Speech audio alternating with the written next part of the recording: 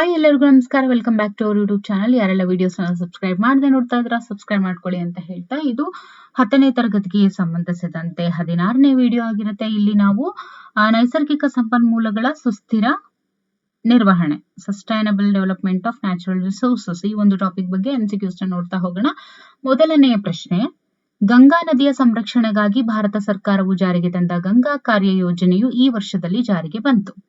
ಯಾವ ವರ್ಷದಲ್ಲಿ ಜಾರಿಗೆ ಬಂತು? That is in 1985. ಓಕೆ, 1985 ಅಲ್ಲಿ ಜಾರಿಗೆ ಬಂತು.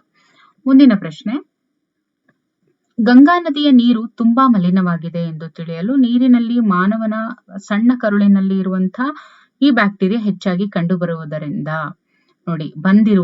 ಅಂದ್ರೆ ಏನು ಗಂಗಾ ನದಿಯ ಸಂರಕ್ಷಣೆಗೋಸ್ಕರ ಭಾರತ ಸರ್ಕಾರ ಜಾರಿಗೆ ತಂದಂತ ಗಂಗಾ ಕಾರ್ಯ ಯೋಜನೆ ಏನು 1985ರಲ್ಲಿ ಜಾರಿಗೆ ಬಂತು. ಬಟ್ ಅಂದ್ರೆ ಅದು ಯಾವ ರೀತಿ ಮಲಿನ ಆಗ್ತಾ ಇದೆ ಅನ್ನುವಂಥದ್ದು ನಮ್ಗೆ ಯಾವಾಗ ಗೊತ್ತಾಯ್ತು? ಅದರಲ್ಲಿ ನೋಡಿ, ಬ್ಯಾಕ್ಟೀರಿಯಾ ಯಾವಾಗ ಕಂಡು ಬಂತು ಅಂತ ಹೇಳಿದ್ರೆ, ನೋಡಿ, ಗಂಗಾ ನದಿಯ ನೀರು ತುಂಬಾ ಮಲಿನವಾಗಿದೆ ಅಂತ ಗೊತ್ತಾಗಿದ್ ಯಾವಾಗ ಅಂದ್ರೆ, ನೀರಿನಲ್ಲಿ ಮಾನವನ ಸಣ್ಣ ಕರುಳಿನಲ್ಲಿ ಇರುವಂತ ಅಂದ್ರೆ small intestine, human small intestine ನಲ್ಲಿ ಬ್ಯಾಕ್ಟೀರಿಯಾ ಹೆಚ್ಚಾಗಿ ಕಂಡು ಬಂದಿರುವುದರಿಂದ. ಸೊ ಯಾವ ಒಂದು ಬ್ಯಾಕ್ಟೀರಿಯಾ ಕಂಡು ಬಂದಿದ್ದರಿಂದ ಅಂತ ಹೇಳಿದ್ರೆ, ದಟ್ ಇಸ್ ಕಾಲಿಫಾರ್ಮ್ ಬ್ಯಾಕ್ಟೀರಿಯಾ. ಮತ್ತು ಕೋಳಿಫಾರ್ಮ್ ಅಲ್ಲ, ಓಕೆ, ಕಾಲಿಫಾರ್ಮ್ ಬ್ಯಾಕ್ಟೀರಿಯಾ ಅಂತ ಹೇಳ್ತೀವಿ. ಬಟ್ ಇಲ್ಲಿ ಕೋಲಿ ಅಂತ ಇದೆ, ಕಾಲಿಫಾರ್ಮ್ ಅಂತಾನೆ ಅದನ್ನ ಪ್ರೊನೌನ್ಸ್ ಮಾಡ್ಬೇಕು. ಓಕೆ, ಕಾಲಿಫಾರ್ಮ್ ಬ್ಯಾಕ್ಟೀರಿಯಾ, ಈ ಒಂದು ಬ್ಯಾಕ್ಟೀರಿಯಾ ಕಂಡು ಬಂದಿತ್ತಲ್ವಾ. ಸೊ ಹಾಗಾಗಿ ಅದರಿಂದ ಈ ಒಂದು ಗಂಗಾ ನದಿಯ ನೀರು ಮಲಿನವಾಗಿದೆ ಅನ್ನುವಂಥದ್ದು ತಿಳಿದುಬಿಟ್ಟು ಈ ಒಂದು ಎಲ್ಲಾ ಯೋಜನೆಗಳು ಜಾರಿಗೆ ಬಂತು. ಮೂರನೇ ಪ್ರಶ್ನೆ, ಭೂಮಿಯ ಮೇಲಿರುವಂತಹ ಎಲ್ಲಾ ವಿಧದ ಶಕ್ತಿಗೆ ಮೂಲ ಕಾರಣ ಯಾವುದು? ನೋಡಿ, ಎಲ್ಲಾ ಶಕ್ತಿಗೂ ಮೂಲ ಕಾರಣ ದಟ್ ಇಸ್ ಸೂರ್ಯ. ಬೀಡಿ ಕಟ್ಟೋದಕ್ಕೆ ಬಳಸುವಂತಹ ಎಲೆ ಯಾವುದು? ತೆಂಡು ಎಲೆ, ಬಸಳೆ ಎಲೆ, ಬಾಳೆ ಎಲೆ, ತೇಗದ ಎಲೆ. ಇದು ಆಲ್ರೆಡಿ ಆಗಿರುವಂತದ್ದು. ಅಂದ್ರೆ ಈಗ ಇದನ್ನ 3rd, 4th, 5th ಏನ್ EVS ಇದೆ ಅದ್ರೊಳಗಡೆ ಆಲ್ರೆಡಿ ಬಂದಿರುವಂತಹ MCQ ಆಗಿರೋದ್ರಿಂದ ನೀವು ಖಂಡಿತವಾಗ್ಲೂ ಈ ಒಂದು ಪ್ರಶ್ನೆಗೆ ನಿಮ್ಮ ಕಮೆಂಟ್ ಮಾಡ್ಲೇಬೇಕು. ಓಕೆ, 5ನೇ ಪ್ರಶ್ನೆ, ರಾಜಸ್ಥಾನದ ಈ ಸಮುದಾಯವು ಅರಣ್ಯ ಮತ್ತು ವನ್ಯಜೀವಿಗಳ ಸಂರಕ್ಷಣೆಯು ಅವರಿಗೆ ಧಾರ್ಮಿಕ ಸಿದ್ಧಾಂತವಾಗಿದೆ. ಅಂದ್ರೆ ರಾಜಸ್ಥಾನದಲ್ಲಿ ಇರುವಂತಹ ಅಮಾಂಗ್ ದ ಫಾಲೋಯಿಂಗ್ ಒಂದು ಸಮುದಾಯ ಇದೆ. ಆ ಒಂದು ಸಮುದಾಯದವರು ಅರಣ್ಯ ಮತ್ತು ವನ್ಯ ಜೀವಿಗಳ ಸಂರಕ್ಷಣೆ ಅನ್ನುವಂಥದ್ದು ಅವರಿಗೆ ಧಾರ್ಮಿಕ ಸಿದ್ಧಾಂತ. ಅಂದ್ರೆ ಅವರ ಆಚರಣೆಯಲ್ಲೇನೆ ಅದು ನಡ್ಕೊಂಡು ಬಂದಿದೆ. ದಟ್ ಇಸ್ ಬಿಷ್ಣೋಯಿ ಸಮುದಾಯ. ಓಕೆ, 6ನೇ ಪ್ರಶ್ನೆ, ಭಾರತ ಸರ್ಕಾರವು ಇತ್ತೀಚೆಗೆ ಪರಿಸರ ಸಂರಕ್ಷಣೆಗೋಸ್ಕರ ಇವರ ಹೆಸರಲ್ಲಿ ಪ್ರಶಸ್ತಿಯನ್ನು ಸ್ಥಾಪಿಸಿದೆ. ದಟ್ ಇಸ್ ನನ್ ಅದರ್ ದನ್ ಸಾಲು ಮರದ ತಿಮ್ಮಕ್ಕ. ಹೌದಾ? ಭಾರತ ಸರ್ಕಾರ ಸಾಲುಮರದ ತಿಮ್ಮಕ್ಕ, ದಟ್ ಇಸ್ ನನ್ ಅದರ್ ದನ್ ಸಾಲುಮರದ ತಿಮ್ಮಕ್ಕ ಅಂತ ಹೇಳ್ಬಿಟ್ವಿ. ಆದ್ರೆ ಅದು ನಮ್ಮ ಸಾಲುಮರದ ತಿಮ್ಮಕ್ಕ ಅವರು ಎಲ್ಲಿನವರು? ನಮ್ಮ ಕರ್ನಾಟಕದವರು. ಹೌದಲ್ವಾ? ನಾವಿಲ್ಲಿ ನೋಡ್ತಾ ಇರೋದೇನು? ಭಾರತ ಸರ್ಕಾರ. ಹೌದಲ್ವಾ? ಭಾರತ ಸರ್ಕಾರ ಇತ್ತೀಚೆಗೆ ಪರಿಸರ ಸಂರಕ್ಷಣೆಗೋಸ್ಕರ ಇವರ ಹೆಸರಿನಲ್ಲಿ ಪ್ರಶಸ್ತಿಯನ್ನ ಸ್ಥಾಪಿಸ್ತಾ ಇದೆ ಅಂತ ಹೇಳಿದ್ರೆ that is Amrita Devi Bishnoi. Okay, ನೋಡಿ, ಯಾವುದರ ಸ್ಮರಣಾರ್ಥ ಅಂತ ಹೇಳಿದ್ರೆ ಇದೇ ರಾಜಸ್ಥಾನದ ಸಮುದಾಯ ಅರಣ್ಯ ಮತ್ತು ವನ್ಯಜೀವಿಗಳ ಸಂರಕ್ಷಣೆಯು ಅವರಿಗೆ ಧಾರ್ಮಿಕ ಸಿದ್ಧಾಂತವಾಗಿದೆ. ಅಂದ್ರೆ ಬಿಷ್ಣೋಯಿ ಸಮುದಾಯದವರು. ಓಕೆ, ಈ ಬಿಷ್ಣೋಯಿ ಸಮುದಾಯದವರೇ ಆಗಿರುವಂತಹ ಅಮೃತಾದೇವಿ ಬಿಷ್ಣೋಯಿ ಅವರು ಈ ಒಂದು ನ್ಯಾಚುರಲ್ ರಿಸೋರ್ಸ್ ಕನ್ಸರ್ವೇಷನ್ ನಲ್ಲಿ ಬಹಳ ಮುಖ್ಯವಾದ ಪಾತ್ರವನ್ನು ವಹಿಸಿದಂತವ್ರು. ಸೊ ಹಾಗಾಗಿನೇ ಅಂದ್ರೆ ಅದು ಒಂದು ಕಥೆನೇ ಇದೆ, ಅದರಲ್ಲಿ ಕೊಟ್ಟಿದ್ದಾರೆ. Sustainable development of natural resources ಅಂತ ಏನು ಚಾಪ್ಟರ್ ಇದೆಯಲ್ಲ, ಅದನ್ನ ನೀವು ಒಂದ್ಸಲ ಓದಿ. ಅದು ಒಂದು ಪ್ಯಾರಾಗ್ರಾಫ್ ಅಲ್ಲಿ ಇದೆ, ಅದರಲ್ಲಿ ನಿಮ್ಗೆ ಗೊತ್ತಾಗುತ್ತೆ ಅಮೃತಾದೇವಿ ಬಿಷ್ಣೋಯಿ ಅವರ ಹೆಸರಲ್ಲಿ ಯಾಕೆ ಭಾರತ ಸರ್ಕಾರ ಇವರ ಹೆಸರಿನಲ್ಲಿ ಪ್ರಶಸ್ತಿಯನ್ನ ಸ್ಥಾಪಿಸ್ತು ಅಂತ. ಓಕೆ, 1731ರಲ್ಲಿ ರಾಜಸ್ಥಾನದ ಜೋಧ್ಪುರದ ಖೆಜ್ರಾಲಿ ಹಳ್ಳಿಯಲ್ಲಿ ಜನರು ಈ ಮರದ ಉಳುವಿಗಾಗಿ ತಮ್ಮ ಜೀವವನ್ನೇ ತ್ಯಾಗ ಮಾಡಿದ್ರು ಅಂತ ಇದೆ. ಯಾವುದು? ಕೇಜ್ರಾಲಿ ಹಳ್ಳಿಯಲ್ಲಿ. ಯಾವ ಹಳ್ಳಿ? ಕೇಜ್ರಾಲಿ ಹಳ್ಳಿ. ಇದನ್ನ ಚೆನ್ನಾಗಿ ನೆನ್ಪಿಟ್ಕೊಳ್ಳಿ. ಕೇಜ್ರಾಲಿ ಹಳ್ಳಿಯಲ್ಲಿ ಕೇಜ್ರಿ ಮರ ಇದಕ್ಕೋಸ್ಕರ. ಓಕೆ, ಈ ಒಂದು ಮರದ ಉಳಿವಿಗೋಸ್ಕರ ತಮ್ಮ ಜೀವವನ್ನೇ ಜನರು ತ್ಯಾಗ ಮಾಡಿದ್ರು 1731ರಲ್ಲಿ. ಇನ್ನು 8ನೇ ಪ್ರಶ್ನೆ, ಚಿಪ್ಕೋ ಆಂದೋಲನ ಈ ವರ್ಷದಲ್ಲಿ ನಡೆಯಿತು. ಚಿಪ್ಕೋ ಆಂದೋಲನ ನಡೆದಂತ ವರ್ಷ 1970. ಓಕೆ, 1970ಯಲ್ಲಿ ಚಿಪ್ಕೋ ಆಂದೋಲನ ನಡೆಯಿತು. ಹಾಗಾದ್ರೆ ಚಿಪ್ಕೋ ಆಂದೋಲನ ನಡೆದಂತಹ ಸ್ಥಳ ಯಾವುದು ಅಂತ ಕೇಳಿದರೆ ದಟ್ ಇಸ್ ಘರ್ವಾಲ್ನ ರೇನಿ. ಓಕೆ, ಘರ್ವಾಲ್ನ ರೇನಿ. ಚಿಪ್ಕೋ ಆಂದೋಲನ ನಡೆದ ಸ್ಥಳ ಘರ್ವಾಲ್ನ ರೇನಿ. ಇನ್ನು 10ನೇ ಪ್ರಶ್ನೆ, 1972ರಲ್ಲಿ ಪಶ್ಚಿಮ ಬಂಗಾಳ ರಾಜ್ಯ ಏನಿತ್ತು ಅದರ ಒಂದು ನೈಋತ್ಯ ಜಿಲ್ಲೆಗಳಲ್ಲಿ ಇರುವಂತಹ ಈ ಮರಗಳು ನಾಶವಾಗಿದ್ದವು. ಇದರಲ್ಲಿ 1972ರಲ್ಲಿ. ಓಕೆ, ಯಾವುದು? ಸಾಲ್ ಮರ. ಅದನ್ನೇನಂತ ಕರಿತೀವಿ? ಸಾಲ್ ಮರ ಅಂತ ಹೇಳ್ತೀವಿ. ಈ ಮರಗಳು 1972ರಲ್ಲಿ ನೈಋತ್ಯ ಜಿಲ್ಲೆಗಳಲ್ಲಿ, ಪಶ್ಚಿಮ ಬಂಗಾಳ ರಾಜ್ಯದಲ್ಲಿ ಕಂಡು ಬರುವಂತಹ ನೈಋತ್ಯ ಭಾಗದ ಜಿಲ್ಲೆಗಳಲ್ಲಿ ಎಲ್ಲಾ ಸಾಲ್ ಮರಗಳು ನಾಶವಾಗಿದ್ವು. ಓಕೆ, ಇನ್ನು ಸರ್ದಾರ್ ಸರೋವರ ಅಣೆಕಟ್ಟಿನ ಎತ್ತರವನ್ನ ಹೆಚ್ಚಿಸೋದಕ್ಕೆ ವಿರೋಧಿಸಿ ನಡೆದಂತ ಆಂದೋಲನದ ಹೆಸರು ಏನು ಅಂತ ಕೇಳಿದ್ದಾರೆ. ಓಕೆ, ಸರ್ದಾರ್ ಸರೋವರ ಅಂತ ಏನಿದೆ, ಸರ್ದಾರ್ ಸರೋವರ ಅಣೆಕಟ್ಟಿನ ಎತ್ತರವನ್ನ ಹೆಚ್ಚಿಸೋದಕ್ಕೆ ವಿರೋಧಿಸಿ ನಡೆದಂತಹ ಆಂದೋಲನ ಯಾವುದು ಅಂತ ಕೇಳಿದರೆ ದಟ್ ಈಸ್ ನರ್ಮದಾ ಬಚಾವೋ ಆಂದೋಲನ. ಏನು? ನರ್ಮದಾ ಬಚಾವೋ ಆಂದೋಲನ ಅಂತ ಕರೀತಾರೆ. ಸರ್ದಾರ್ ಸರೋವರ ಅಣೆಕಟ್ಟಿನ ಎತ್ತರವನ್ನ ಹೆಚ್ಚಿಸೋದಕ್ಕೆ ವಿರೋಧಿಸ್ಬಿಟ್ಟು ನಡೆಸಿದಂತಹ ಆಂದೋಲನನೇ ನರ್ಮದಾ ಬಚಾವೋ ಆಂದೋಲನ. ಇಲ್ಲಿ ನರ್ಮದಾ ಬಚಾವೋ ಅಂತಾನೆ ಯಾಕೆ ಬಂತು ಅಂತ ಹೇಳಿದ್ರೆ, ಆ ಅಣೆಕಟ್ಟು ಅಂತ ಹೇಳಿದ್ರೆ ಅದೇನು, ಆ ನದಿ ದಟ್ ಇಸ್ ನರ್ಮದಾ ನದಿ ಆಗಿತ್ತು. ಓಕೆ, ಇದನ್ನ ನೀವು ಓದಿ, ಚೆನ್ನಾಗಿ ಓದ್ಕೊಳ್ಳಿ, ನಿಮಗೆ ಗೊತ್ತಾಗುತ್ತೆ. ಜಸ್ಟ್ ಒಂದ್ಸಲ ನೋಡಿ ನಿಮಗೆ ಗೊತ್ತಾಗುತ್ತೆ. ಓಕೆ, ಸರ್ದಾರ್ ಸರೋವರ ಅಣೆಕಟ್ಟಿನ ಎತ್ತರವನ್ನ ಯಾಕೆ ಅಣೆಕಟ್ಟಿನ ಎತ್ತರವನ್ನ ಹೆಚ್ಚಿಸೋದಕ್ಕೆ ವಿರೋಧಿಸಿದ್ರು ಅಂತ ಹೇಳಿದ್ರೆ, ಎಲ್ಲದಕ್ಕೂ ಕಾರಣ ಏನು? ನ್ಯಾಚುರಲ್ ರಿಸೋರ್ಸಸ್ ಕಾರಣ. ಅಲ್ಲಿ ಏನು ಅವರೊಂದು ಆಂದೋಲನ ಮಾಡಿದ್ದಾರೆ ಅಂತ ಹೇಳಿದ್ರೆ ಏನು ಅಂತ ಹೇಳಿದ್ರೆ ಫಾರೆಸ್ಟ್ ಕನ್ಸರ್ವೇಶನ್. ಅಂದ್ರೆ ಒಂದ್ಸಲ ಓದಿ, ಅದು ನಿಮಗೆ ಗೊತ್ತಾಗುತ್ತೆ. ಚೆನ್ನಾಗಿದೆ ಆ ಒಂದು ಟಾಪಿಕ್. ಓಕೆ,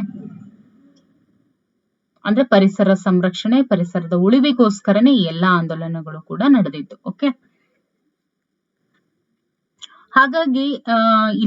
ಹಾಗಾಗಿನೇ ಈ ಒಂದು ಹೊಸ EVS ಏನ್ ಇಟ್ಟಿದಾರಲ್ವಾ, ಅಂದ್ರೆ ಏನು ಸಿಲೆಬಸ್ ಚೇಂಜ್ ಆಯ್ತಲ್ವಾ 2024ಅಲ್ಲಿ. ಹಾಗಾಗಿನೇ ನೋಡಿ 6ನೇ ತರಗತಿಯಿಂದ 10ನೇ ತರಗತಿವರೆಗೂ ಪೇಪರ್ 1 ಇದೆ. ಇವಾಗ ಎಲ್ಲಾ ಸಿಲೆಬಸ್ ಅನ್ನು ಕೂಡ ಆಡ್ ಮಾಡಿದ್ದಾರೆ. 6ನೇ ತರಗತಿಯಿಂದ 10ನೇ ತರಗತಿವರೆಗೂ ಎಲ್ಲಾ ಸಿಲೆಬಸ್, ಸೈನ್ಸ್ ಸಿಲೆಬಸ್ ಅನ್ನ EVS ಪೇಪರ್ ಅಂತ ಕನ್ಸಿಡರ್ ಮಾಡಿದ್ದಾರೆ. ಓಕೆ, ಇನ್ನು ಪೇಪರ್ 1ಗೆ ಸಂಬಂಧಿಸಿದಂತೆ 3rd, 4th, 5th ಈ ಕ್ಲಾಸಸ್ ಕೂಡ ವಿಡಿಯೋ ಈಗ ಆಲ್ರೆಡಿ ಅಪ್ಲೋಡ್ ಆಗಿದೆ. ಒಂದ್ಸಲ ನೀವು ಅದನ್ನ ನೋಡ್ಕೊಳ್ಳಿ. ಅದನ್ನ ನೀವು ನೋಡ್ಕೊಂಡ್ರೆ ಇವುಗಳು ತುಂಬಾನೇ ಈಸಿ ಅನ್ಸುತ್ತೆ. ಓಕೆ, ಸೊ ಮುಂದಿನ ಪ್ರಶ್ನೆ 12ನೇ ಪ್ರಶ್ನೆ ನೋಡ್ತಾ ಹೋಗೋಣ. ಬೃಹತ್ ಅಣೆಕಟ್ಟುಗಳ ನಿರ್ಮಾಣದಲ್ಲಿ ಎದುರಿಸಬೇಕಾದಂತಹ ಸಮಸ್ಯೆಗಳು ಅಂದ್ರೆ ಏನು? ನೋಡಿ, ಇವಾಗ ಅಣೆಕಟ್ಟು ಏನಿತ್ತು, ಸರ್ದಾರ್ ಸರೋವರ ಅಣೆಕಟ್ಟಿನವನ್ನ ಎತ್ತರವನ್ನ ಹೆಚ್ಚಿಸೋದಕ್ಕೆ ವಿರೋಧಿಸಿ ಆಂದೋಲನ ನಡೀತು. ಹೌದಲ್ವಾ? ಹಾಗಾದ್ರೆ ಒಂದ್ ವೇಳೆ ಆ ರೀತಿ ಅಣೆಕಟ್ಟನ್ನ ಕಟ್ಟಿದ್ರೆ ಎದುರಿಸಬೇಕಾದಂತಹ ಸಮಸ್ಯೆಗಳು ಏನು ಅನ್ನೋದು ಇಲ್ಲಿ ಇವಾಗ ಪ್ರಶ್ನೆ ಆಗಿದೆ. ಆ ಒಂದು ಪ್ರಶ್ನೆಗೆ ಇಲ್ಲಿ ನಿಮಗೆ ಉತ್ತರ ಸಿಕ್ಕತ್ತೆ. ಓಕೆ, ಆ ಒಂದು ಆಂದೋಲನದ ಹೆಸರು ನರ್ಮದಾ ಬಚಾವೋ ಆಂದೋಲನ. ಹಾಗಾದ್ರೆ ನರ್ಮದಾ ಬಚಾವೋ ಆಂದೋಲನ ಯಾಕೆ ನಡೀತು ಅಂತ ಕೂಡ ಕೇಳ್ಬೋದು. ಅಂದ್ರೆ ಕೇಳಿದ್ರೆ ನೋಡಿ, ಏನ್ ಉತ್ತರ ಆಗಿರುತ್ತೆ? ದಟ್ ಈಸ್ ಜನರಿಗೆ ಪುನರ್ವಸತಿ ಸೌಕರ್ಯ ಕಲ್ಪಿಸಬೇಕಾಗುತ್ತೆ. ಅಂದ್ರೆ ನೋಡಿ, ಆ ಅಣೆಕಟ್ಟುಗಳ ನಿರ್ಮಾಣದಲ್ಲಿ ಎದುರಿಸಬೇಕಾದಂತ ಸಮಸ್ಯೆಗಳು ಅಂತ ಹೇಳಿದ್ರೆ ಜನರಿಗೆ ಪುನರ್ವಸತಿ ಸೌಕರ್ಯ ಕಲ್ಪಿಸಬೇಕಾಗುತ್ತೆ, ಬೃಹತ್ ಪ್ರಮಾಣದ ಸಾರ್ವಜನಿಕ ಹಣವನ್ನ ವಹಿಸಬೇಕಾಗುತ್ತೆ, ಬೃಹತ್ ಪ್ರಮಾಣದ ಅರಣ್ಯ ನಾಶ ಮತ್ತು ಜೀವ ವೈವಿಧ್ಯತೆಯ ನಾಶವಾಗುತ್ತೆ. This is the main reason. Okay, this is the main reason. ಇವು ಕೂಡ ರೀಸನ್, ಬಟ್ ಮೇನ್ ರೀಸನ್ ಇದಾಗಿರುತ್ತೆ, ಅಂದ್ರೆ ಈ ಒಂದು ಆಂದೋಲನಕ್ಕೆ. ಓಕೆ, ಅದಕ್ಕೋಸ್ಕರ ನರ್ಮದಾ ಬಚಾವೋ ಆಂದೋಲನ ನಡೆದಿದ್ದು. ಸೊ ಈ ಮೇಲಿನ ಎಲ್ಲವೂ ಏನಿದೆ ಇವೆಲ್ಲವೂ ಕೂಡ ಸರಿಯಾದಂತ ಉತ್ತರನೇ. ಓಕೆ, ಯಾಕೆಂದ್ರೆ ಅಲ್ಲಿ ಎದುರಿಸಬೇಕಾದಂತಹ ಸಮಸ್ಯೆಗಳು ಅಂತ ಕೇಳಿದ್ದಾರೆ. ಓಕೆ, ಇನ್ನು 13ನೇ ಪ್ರಶ್ನೆ, ನೀರಿನ ಕೊಯ್ಲು ಅಂದ್ರೆ ಏನು? ನೀರಿನ ಕೊಯ್ಲು ಅಂತ ಅಂದ್ರೆ ನೀರಿನ ವೈಜ್ಞಾನಿಕ ಸಂರಕ್ಷಣೆ, ಭತ್ತದ ಗದ್ದೆಗಳಿಗೆ ಯಥೇಚ್ಛ ನೀರಿನ ಬಳಕೆ, ಜಲಚರಗಳನ್ನ ಸಂರಕ್ಷಿಸುವುದು, ಜಲಮಾಲಿನ್ಯವನ್ನ ತಡೆಗಟ್ಟುವುದು ಅಂತ ಇದೆ. ಸರಿಯಾದಂತ ಉತ್ತರ ಏನು? ನೀರಿನ ವೈಜ್ಞಾನಿಕ ಸಂರಕ್ಷಣೆಯನ್ನ ನಾವು ನೀರಿನ ಕೊಯ್ಲು ಅಂತ ಹೇಳಿ ಕರಿತೀವಿ. 14ನೇ ಪ್ರಶ್ನೆ, ಜಾಗತಿಕ ತಾಪಮಾನ ಏರಿಕೆಗೆ ಈ ಅನಿಲ ಪ್ರಮುಖ ಕಾರಣವಾಗಿದೆ. ಜಾಗತಿಕ ತಾಪಮಾನದ ಏರಿಕೆಗೆ ಈ ಅನಿಲ ಪ್ರಮುಖ ಕಾರಣವಾಗಿದೆ. ಯಾವುದು? That is carbon dioxide. ಜಾಗತಿಕ ತಾಪಮಾನದ ಏರಿಕೆಗೆ ಈ ಅನಿಲ ಪ್ರಮುಖ ಕಾರಣವಾಗಿದೆ. ನಾವು ಇದರ ಹಿಂದಿನ ವಿಡಿಯೋನಲ್ಲಿ ನಾವು ಒಂದು ಏನ್ ನೋಡಿದ್ವಿ, ಗ್ರೀನ್ ಹೌಸ್ ಗ್ಯಾಸಸ್, ಅದಕ್ಕೂ ಕೂಡ ಪ್ರಮುಖವಾದ ಅನಿಲ ಯಾವುದು ಅಂತ ಕೇಳಿದ್ರು. ಓಕೆ, ಅದಕ್ಕೂ ಕೂಡ ಕಾರ್ಬನ್ ಡೈಆಕ್ಸೈಡ್ ಆಗಿತ್ತು. ನೋಡಿ, ಜಾಗತಿಕ ತಾಪಮಾನ, ಗ್ಲೋಬಲ್ ವಾರ್ಮಿಂಗ್ ಅಂತ ಏನ್ ಕರಿತೀವಿ, ಇವತ್ತಿನ ದಿನ ಗ್ಲೋಬಲ್ ವಾರ್ಮಿಂಗ್ ಏನ್ ರೈಸ್ ಆಗ್ತಾ ಇದೆಯಲ್ಲ, ಅದಕ್ಕೆ ಮುಖ್ಯ ಕಾರಣವಾಗಿರುವಂತಹ ಅನಿಲ ಯಾವುದು ಅಂತ ಅಂದ್ರೆ that is carbon dioxide. Okay,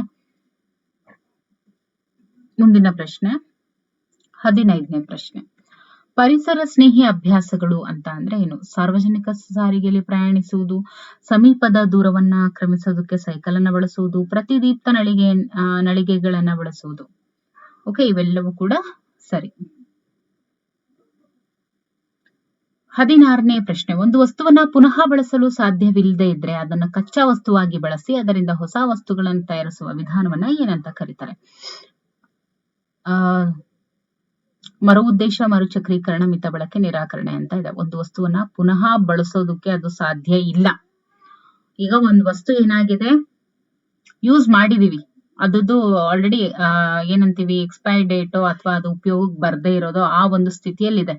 ಪುನಃ ಅದನ್ನ ಬಳಸೋದಕ್ಕೆ ಸಾಧ್ಯನೇ ಇಲ್ಲ. ಅದನ್ನ ಕಚ್ಚಾ ವಸ್ತುವಾಗಿ ಬಳಸಿ, ಅದನ್ನ ರಾ ಮಟೀರಿಯಲ್ ಆಗಿ ಯೂಸ್ ಮಾಡಿ ನೆಕ್ಸ್ಟ್ ಹೊಸ ವಸ್ತುಗಳನ್ನು ತಯಾರಿಸುವಂತಹ ವಿಧಾನವನ್ನ ಏನಂತ ಕರೀತಾರೆ? ದಟ್ ಈಸ್ ರೀಸೈಕಲಿಂಗ್ ಅಂತ ಹೇಳ್ತಾರೆ. ಅಂದ್ರೇನು? ಮರುಚಕ್ರೀಕರಣ ಅಂತ ಹೇಳಿ. ಓಕೆ, ಮುಂದಿನ ಪ್ರಶ್ನೆ, ಒಂದು ವಸ್ತುವನ್ನ ಅದರ ಮೂಲ ಉದ್ದೇಶಕ್ಕೆ ಬಳಸಲು ಸಾಧ್ಯವಾಗದೇ ಇದ್ರೆ ಅದನ್ನ ಬೇರೆ ಉದ್ದೇಶಕ್ಕೆ ಬಳಸೋದನ್ನ ಹೀಗಂತ ಕರೀತಾರೆ. ಹೀಗೆ ನೂರು ಅಂತ ಇದೆ, ಅದು ಹೀಗೆನ್ನುವರು ಅನ್ನೋದಾಗ್ಬೇಕಿತ್ತು. ಒಂದು ವಸ್ತುವನ್ನ ಅದರ ಮೂಲ ಉದ್ದೇಶಕ್ಕೆ ಬಳಸಲು ಸಾಧ್ಯವಾಗದೆ. ಇವಾಗ ಫಾರ್ ಎಕ್ಸಾಂಪಲ್ ಏನ್ ಹೇಳ್ಬೋದು, ಮೂಲ ಉದ್ದೇಶಕ್ಕೆ ಅಂತ ಅಂದ್ರೆ ಏನ್ ಅನ್ಬೋದು? ಈಗ ಒಂದು ಪಾಟ್ ಇದೆ. ಓಕೆ, ಒಂದು ಪಾಟ್ ಇದೆ, ಮೂಲ ಉದ್ದೇಶ. ಈಗ ನಾವು ಒಂದು ಪಾಟ್ ಅನ್ನ ತಂದಿರ್ತೀವಿ, ಬೇಡ. ಒಂದು ಕಾಫಿ ಪೌಡರ್ ಅಂತ ಇಟ್ಕೊಳ್ಳಿ, ಬೇಡ, ಅದು ಬೇಡ. ಏನಂತ ಹೇಳ್ಬೋದು? ಒಂದು ಬಕೆಟ್, ಯಾವ ಬಕೆಟ್? ಪೇಂಟ್ ಮಾಡೋ ಬಕೆಟ್. ಪೇಂಟ್ ಖಾಲಿಯಾಗಿದೆ, ಮೂಲ ಉದ್ದೇಶಕ್ಕೆ ಬಳಸಲು ಸಾಧ್ಯವಾಗದೇ ಇದ್ರೆ. ಇವಾಗ ಮೂಲ ಉದ್ದೇಶ ಏನು? ಇವಾಗ ಮನೆಗಳಿಗೆ ಪೇಂಟ್ ಮಾಡೋದಕ್ಕೆ ಬಕೆಟ್ ಎಲ್ಲ ತಗೊಂಡ್ಬರ್ತಾರೆ, ಅಂದ್ರೆ ಪೇಂಟ್ ಬಕೆಟ್ ಅಲ್ಲಿ ಕೊಡ್ತಾರೆ ಅಲ್ವಾ, ಆ ಬಕೆಟ್ ಪೇಂಟ್ ಇಂದು ಖಾಲಿ ಆಯ್ತು. ಓಕೆ, ಒಂದ್ ವೇಳೆ ಅದು ಖಾಲಿ ಆಯ್ತು, ಮೂಲ ಉದ್ದೇಶ ಏನು? ಪೇಂಟ್ ಮಾಡೋಕಂತ ತಂದಿದ್ ಬಾಕ್ಸ್, ಪೇಂಟಿನ ಬಣ್ಣ ಎಲ್ಲ ಖಾಲಿ ಆಯ್ತು. ಸೊ ಅದನ್ನ ಬೇರೆ ಉದ್ದೇಶಕ್ಕೆ ಬಳಸ್ತೀವಿ, ಹೌದಲ್ವಾ? ಹಾಗಾದ್ರೆ ಬೇರೆ ಉದ್ದೇಶ ಅಂತ ಅಂದ್ರೆ ಏನು? ಪಾಟ್ ಹಾಕ್ತಿವಿ. ಏನಂತ ಹಾಕ್ತಿವಿ ಅಂದ್ರೆ ಅದರಲ್ಲಿ ಸ್ವಲ್ಪ ಮಣ್ಣು ತುಂಬಿಸ್ಬಿಟ್ಟು ಗಿಡವನ್ನ ನೆಡ್ತಾರೆ, ಗಿಡ ಹಾಕ್ತಾರೆ, ಅಥವಾ ಏನಾದ್ರು ವಾಟರ್ಗೆ ಬಳಸುವಂಥದ್ದು. ಓಕೆ, ಅಂದ್ರೆ ನೀರನ್ನ ಯೂಸ್ ಮಾಡ್ಕೊಳ್ಳೋದಕ್ಕೂ, ಅಂದ್ರೆ ನೀರ್ ತಗೊಳ್ಳೋದಕ್ಕೆ, ಅಂದ್ರೆ ದೊಡ್ಡ ದೊಡ್ಡ ಬಕೆಟ್ ಆಗಿರೋದ್ರಿಂದ ಪ್ಲಾಂಟ್ ಅನ್ನೇ ನೆಡೋದು ಉದ್ದೇಶ ಆಗಿರುತ್ತೆ. ಸಣ್ಣ ಸಣ್ಣ ಗಿಡಗಳನ್ನ ಅದ್ರ ಮೂಲಕ ಬೆಳೆಸುವಂಥದ್ದು. ಬಕೆಟ್ ಏನಿರುತ್ತಲ್ವಾ ಅದನ್ನ ಯೂಸ್ ಮಾಡ್ಕೋತಾರೆ, ಅಂದ್ರೆ ಉದ್ದೇಶ. ಸೊ ಓಕೆ, ಹಾಗಾದ್ರೆ ಅದನ್ನ ಏನಂತ ಕರೀತಾರೆ? ಮರುಚಕ್ರೀಕರಣ ಅಂತಾರ? ಇಲ್ವಾ. ನಿರಾಕರಣೆ ಅಂತಾರ? ಇಲ್ಲ. ಮಿತ ಬಳಕೆ ಅಂತಾರ? ಇಲ್ಲ. ಅದನ್ನ ಮರು ಉದ್ದೇಶ ಅಂತ ಕರೀತಾರೆ. ಅಂದ್ರೆ ಇಲ್ಲಿನ ಮರು ಉದ್ದೇಶ ಏನಾಗಿತ್ತು? ಗಿಡಗಳನ್ನ ಬೆಳೆಸೋದಾಗಿತ್ತು.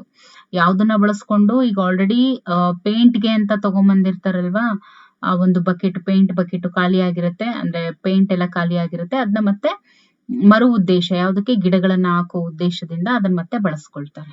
ಓಕೆ, 18ನೇ ಪ್ರಶ್ನೆ, last but not the least, ಹೌದಲ್ವಾ? ನಮಗೆ ಅಗತ್ಯವಿಲ್ಲದ ವಸ್ತುಗಳನ್ನ ಜನರು ಕೊಡಲು ಬಂದಾಗ ಅಥವಾ ಪರಿಸರಕ್ಕೆ ಹಾನಿಯನ್ನ ಉಂಟು ಮಾಡುವ ವಸ್ತುಗಳನ್ನ ಬೇಡ ಎಂದು ಹೇಳುವುದು ಈ ವಿಧಾನವಾಗಿದೆ. ನೋಡಿ, ನಮಗೆ ಅಗತ್ಯವಿಲ್ಲದೆ ಇರೋ ವಸ್ತುವನ್ನ ಜನರು ನಮಗೆ ಕೊಡೋದಕ್ಕೆ ಬಂದಾಗ ಅಥವಾ ಪರಿಸರಕ್ಕೆ ಹಾನಿಯನ್ನ ಉಂಟು ಮಾಡುವಂತಹ ವಸ್ತುಗಳನ್ನ ಬೇಡ ನಮಗೆ ಅಂತ ಹೇಳುವಂತ ವಿಧಾನವನ್ನ ನಾವೇನಂತ ಕರಿತೀವಿ? ಮರುಚಕ್ರೀಕರಣ, ಮರುಬಳಕೆ, ಮಿತ ಬಳಕೆ, ನಿರಾಕರಣೆ ಅಂತ ಇದೆ.